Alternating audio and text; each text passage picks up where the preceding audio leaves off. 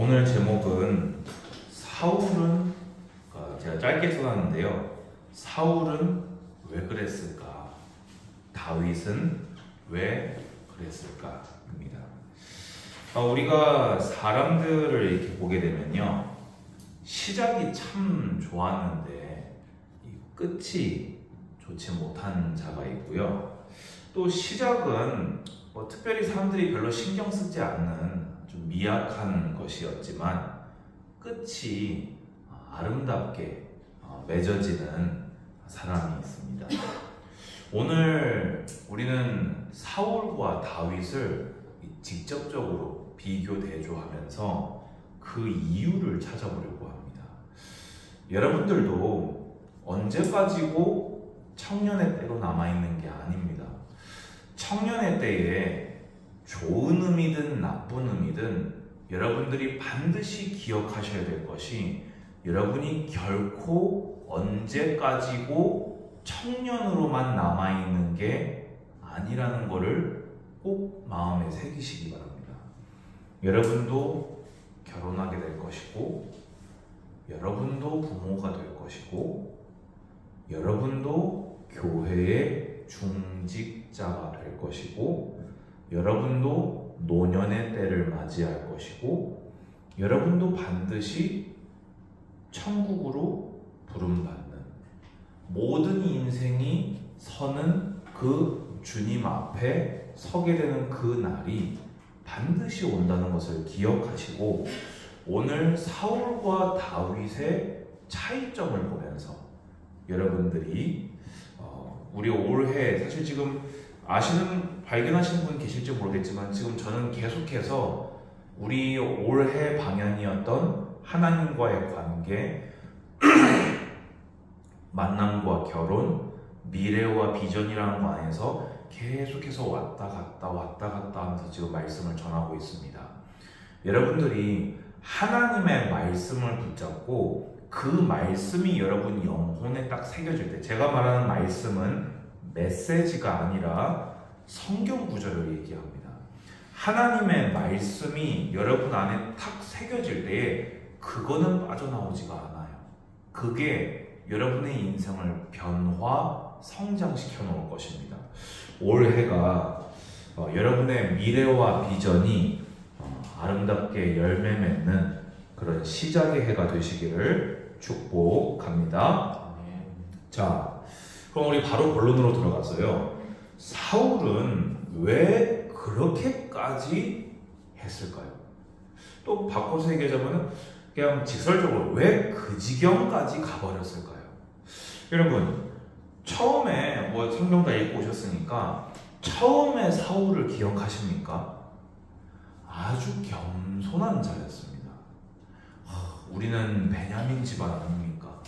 베냐민 집안에서도 사실 기스는 유력한 집안이라고 성경은 기록하거든요. 근데 정작 사무엘 앞에서 스스로를 뭐라고 했냐? 우리는 베냐민 중에서도 가장 작은 집안 출신인데 제가 어찌 그런 일을 하겠습니까? 이런 사람이었어요. 또 처음에요, 여호와의 신에 충만해서요, 막 예언도 하고요. 그래서 처음에는 좋은 의미로 사울도 선지자 중에 있는가? 라는 속담이 생길 만큼 좋은 소문이 나는 그런 사람이었습니다. 근데 나중에 똑같은 속담이 다윗을 죽이려고 하다가 조롱조로 듣게 되는 이제 비참한 마지막을 맺게 되지요. 사울이 왜 그렇게 됐습니까? 사울의 결정적인 실수 중에 하나가 있다면 뭡니까? 사울이요, 이 사무엘상 13장 8절에서 14절 보면요, 여러 가지 말씀 나오지만은 블레셋이 쳐들어왔을 때 성경에는 기록되지 않았지만 사무엘과 사울의 대화를 맥락적으로 보면 우리가 뭘 알 수 있냐면요, 하나님이 사무엘을 통해서 말씀하신 거예요. 7일만 기다려라. 그러면 사무엘을 보내서 예배를 드리고 나 여호와가 사무엘을 통해 예배를 받은 후에 블레셋을 너의 손에 넘기겠다 라고 말씀하신 게 분명해요. 그런데 어떻게 됐습니까? 7일째가 됐는데 어떻게 됐지요? 사무엘이 빨리 안 오는 거예요. 7일 01시도 7일이고요. 7일 12시도 7일이고요. 7일 23시 59분도 7일이에요. 근데 사울은 사무엘이 빨리 오기를 바랬어요. 백성들은 흩어졌고 블레셋은 내려왔거든요. 그때 어떻게 했습니까? 여호와의 은혜를 입고자 부득이하게 불순종을 했다고 말을 합니다. 여러분, 이 말 한마디 안에 모순이 있지요. 하나님의 은혜를 입기 위해서 하나님께 불순종한 사람이 사울입니다. 이스라엘 백성이 블레셋에게 패배했을 때 어떻게 했습니까? 언약궤를 가져다가 그것으로 우리를 승리하게 하자고 언약궤를 우상화시켰었습니다. 사울은 승리의 수단으로 예배를 우상화시켜버렸던 것입니다. 그 이유는 제가 한 번에 설명하겠습니다. 또 사무엘상 15장 11절에서 15절을 보게 되면요, 주님께서 출애굽할 때 아말렉이 이스라엘을 대항하고 여호와를 대적한 것을 아말렉을 지도에서 지워버리시겠다고 했습니다.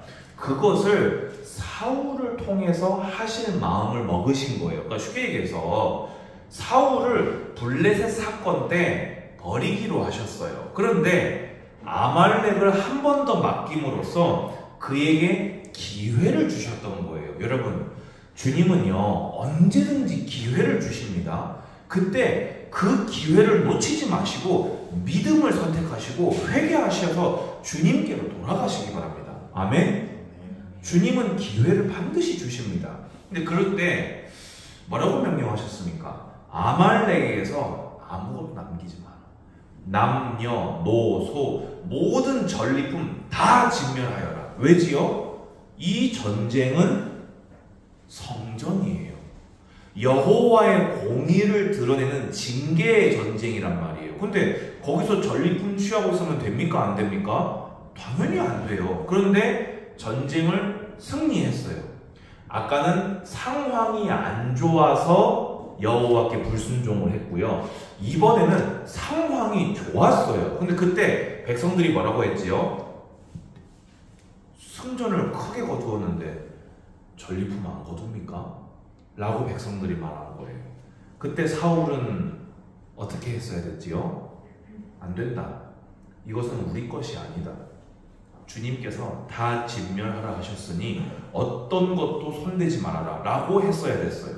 그런데 사울은 하나님이 아니라 백성들의 민심을 선택했습니다. 그래서 우양을 남기게 되어졌고 사무엘을 통해서 완전히 버려질 것을 선언당합니다. 그때 사울이 했던 선택이 뭔지 아십니까? 회개하지 않습니다. 장로들하고 백성들 앞에서 내 면 좀 세워주십시오. 당신이 나하고 따라서 안 내려가면, 내가 당신의 제사에 참석을 못하면 내 면이 어떻게 됩니까?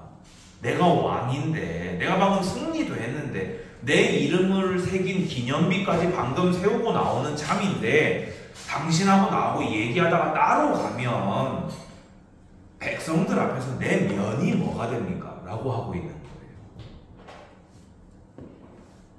이 말을 신정국가의 왕이 내뱉은 것 자체가 쇼킹한 일인 겁니다.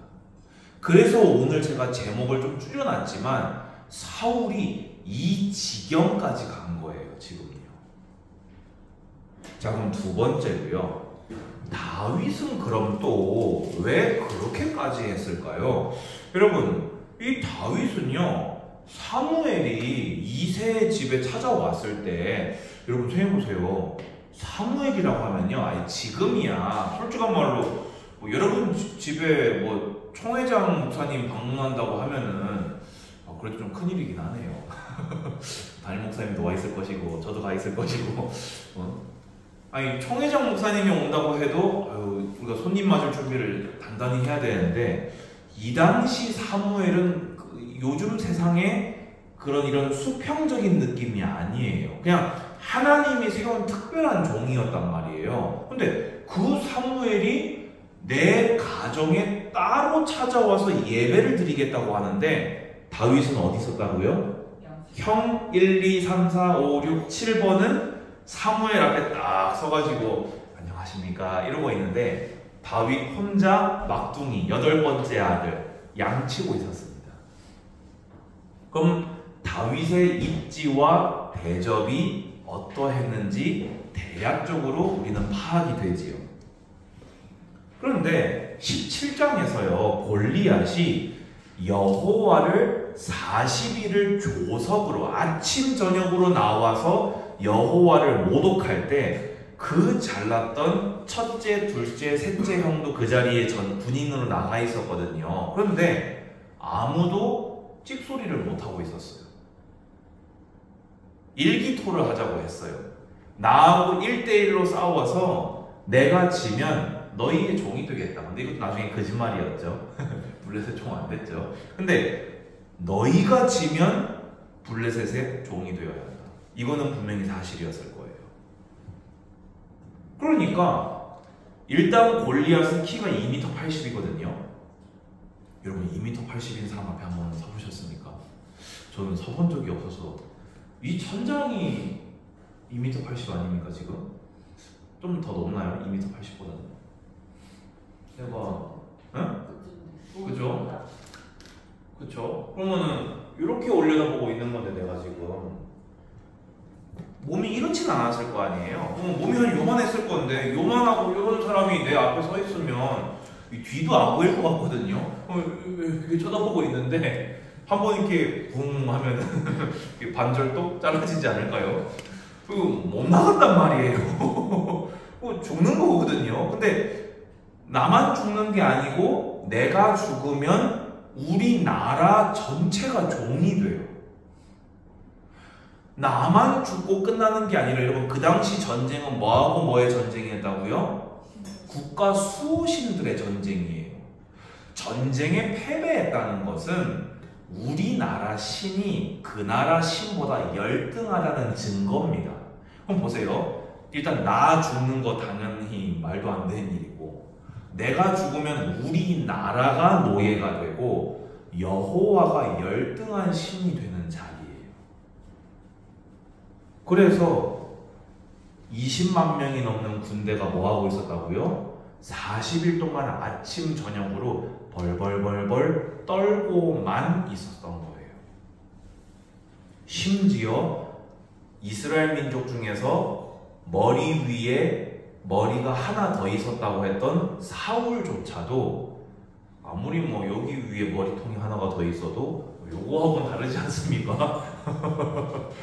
다 쫄아 있었던 거예요. 근데 그때 소년 다윗이 학자들은 보통 이때가 적어도 20세 미만이었던 거는 분명해 보인다. 왜냐면은 애초에 군역의 대상으로 아예 여겨지지 않는 나이였던 것 같아요. 대화의 맥락이나 전쟁에 애초부터 징집되지 않았던 부분이나 아버지가 심부름으로 전쟁터에 보낼 정도면 전쟁과는 아예 무관한 나이였을 거다라고 보는 게 보통입니다. 근데 뭐 그렇다고 해서 뭐 10대 초반 주헌이 뭐 10살짜리 이런 소년은 아마 아니었을 거고 뭐 한 청소년 아니었겠습니까? 그러니까 그 다 큰 성인의 갑옷을 입히려고 하니까 안 맞았던 거죠.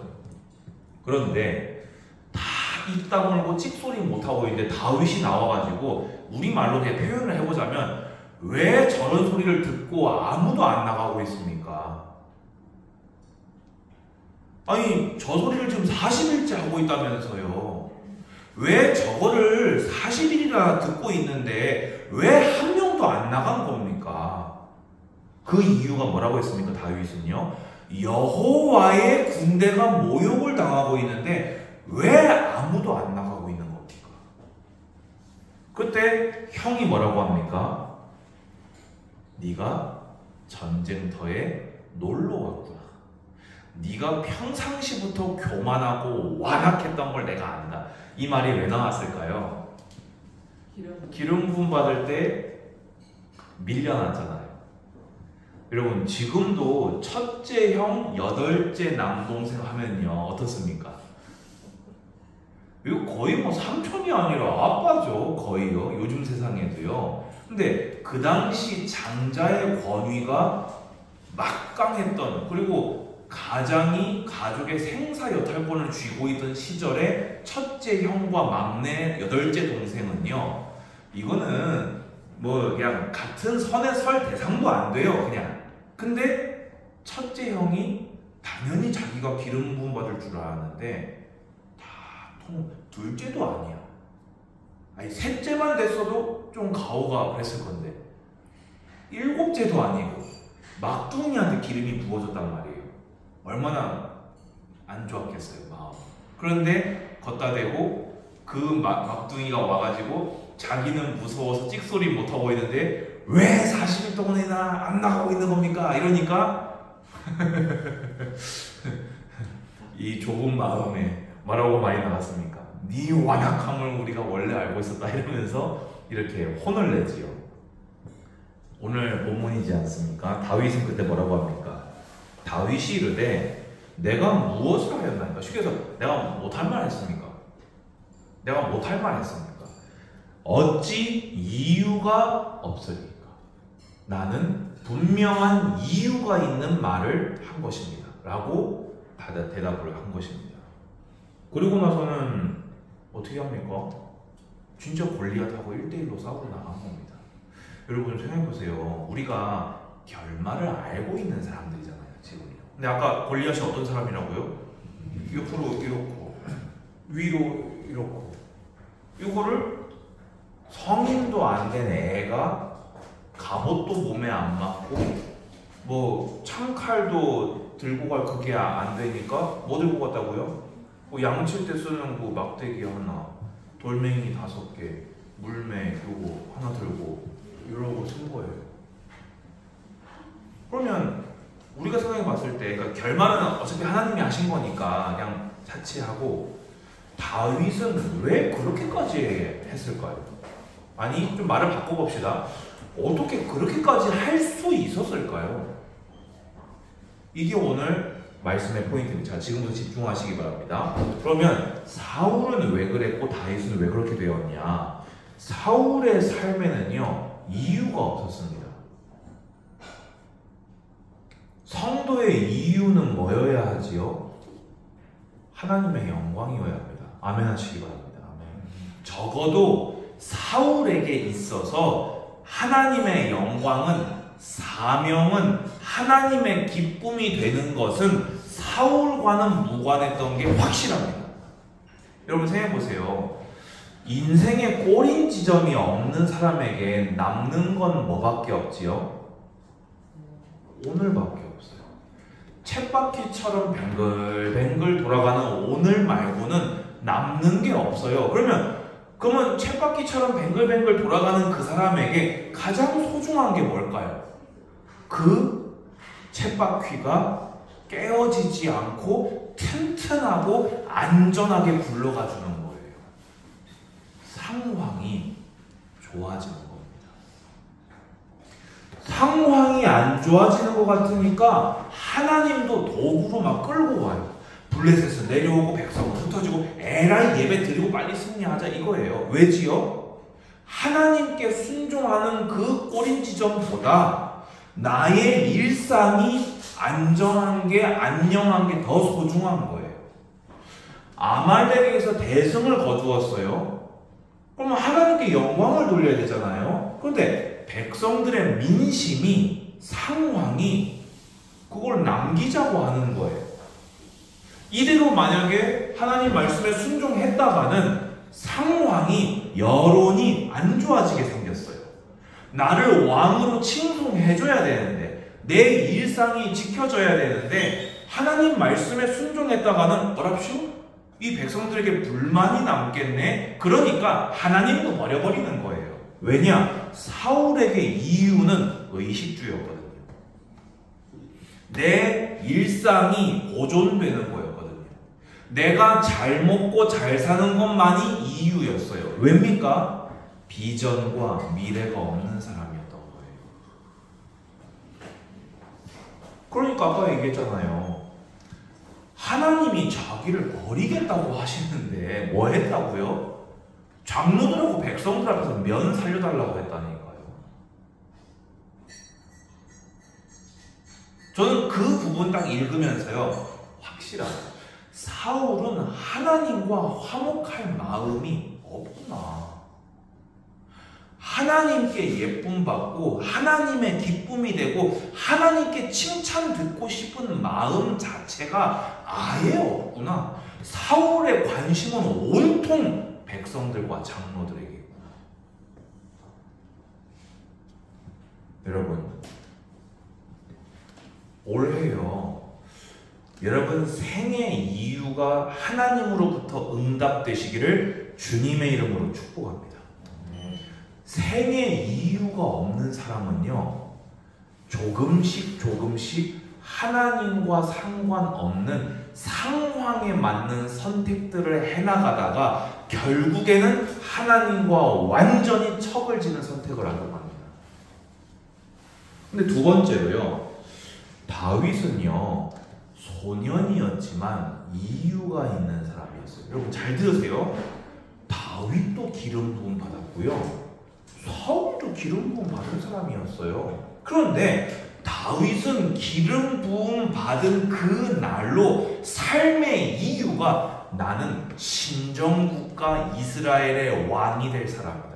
나는 신정국가 이스라엘의 왕으로서 하나님의 계명을 준행하며 온 이스라엘 백성을 하나님께로 돌려야 된다. 사울을 왕으로 세울 때 사무엘이 말을 많이 했다고 했습니다. 왜 그랬을까요? 저는 분명히 사사시대를 두고 마지막 사사로서 아들 사사들이 배려진 모습을 본 사사로서 한설인 메시지를 했을 거라고 봐요. 우리 민족이 어쩌다가 이 지경까지 왔냐. 사울 당신은 이런 왕이 되셔야 한다. 그러면 그 말을 다윗에게는 안 했을까요?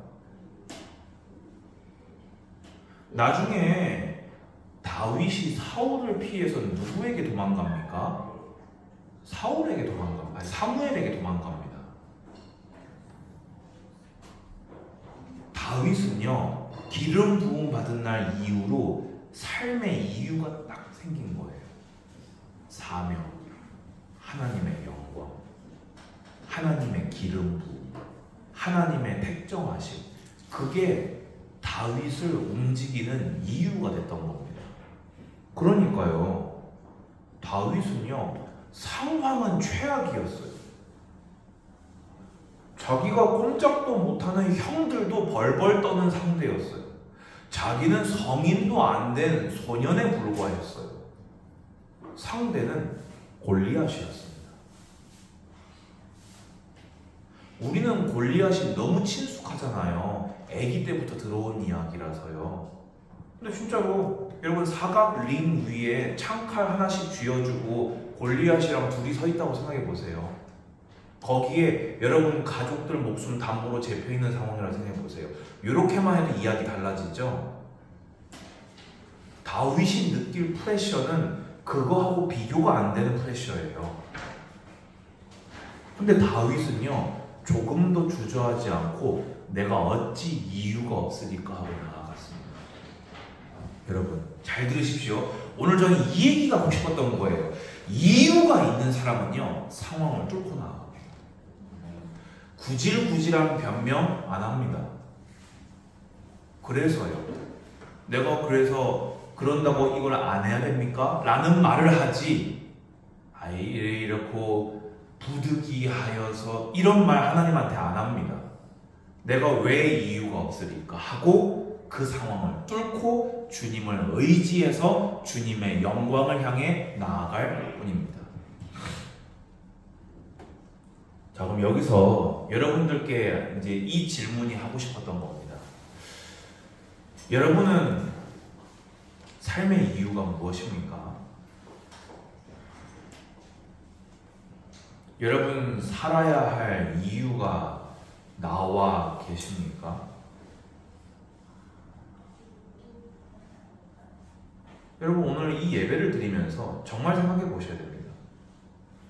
여러분은 왜 사시지요? 결론입니다. 여러분의 삶이 이유 있는 삶이 되기를 축복합니다. 꼴을 향해서 다름질하는 삶이 되기를 바랍니다. 그런데 여러분 잘 들으세요. 그것은요, 저 하늘 끝에 있지 않아요. 저 바다 깊은 바닥에 저 막 마리아나 해구 막 이런데 여러분의 비전이 있지 않습니다. 그것은요, 여러분 안에 계신 예수 그리스도의 복음과 그 구원의 감사와 감격이 여러분의 이유입니다. 아멘 하시기 바랍니다. 이것은요, 정답은요, 목사가 못 알려줍니다. 자, 한창음의 비전은, 박민혁의 비전은, 한지의 비전은 제가 이거 못 해줍니다. 왜냐? 저는 하나님이 아니기 때문에 그래요. 또 여러분들이 오늘 이 말씀을 들으면서 그러면은 나는 오늘부터 내 비전을 요걸로 이렇게 써놓고 요걸로 정하고 내가 이 비전으로 한번 살아봐야겠다 라고 하면 오늘 교회 문 열고 나가면서 다 까먹어요. 그래서 누군가로부터 받으려고도 하지 마시고 빠르게 속단하려고도 하지 마십시오. 하지만 적어도 오늘부터 성경 읽고 예배드리고 여러분의 현장에서 보고 듣는 걸 통해서 하나님께 기도는 시작하시기 바랍니다. 주님, 제가 살아야 할 이유가 무엇입니까? 제가 이렇게 아등바등하면서 이렇게 일을 하고 이렇게 살아야 되는 이유가 뭡니까? 또 저를 왜 하필이면 저를 구원하셨지요? 왜 접니까? 저는 이 질문들을요, 청소년 때, 신학교 때 했었어요. 그리고 그 답을 신학교 다니면서 저는 찾기 시작했어요. 지금도 구체화 시켜 나가고 있는 중입니다. 저는 아무리 생각해 보아도 주님이 저를 선택하셨을 이유가 없어요. 100% 은혜예요. 제가 아무리 생각해 봐도 저는 목사를 하면 안 될 사람이에요. 근데 주님은 저를 좋다고 하셨어요. 그래서 저는 마음 먹었어요. 한 번이라도 주님을 웃게 해드리자.